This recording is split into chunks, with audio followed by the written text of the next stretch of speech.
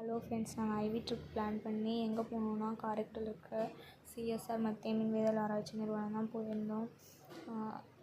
போகிறப்பே ரொம்ப லேட்டு, 9 மணிக்கு ஷெட்யூல் போட்டிருந்தாங்க. நாங்கள் 10:30க்கு போயிருந்தோம். அதனால் அவங்க வந்து ஈவினிங் 4 மணி வரைக்கும் ஷெட்யூல் போட்டாங்க.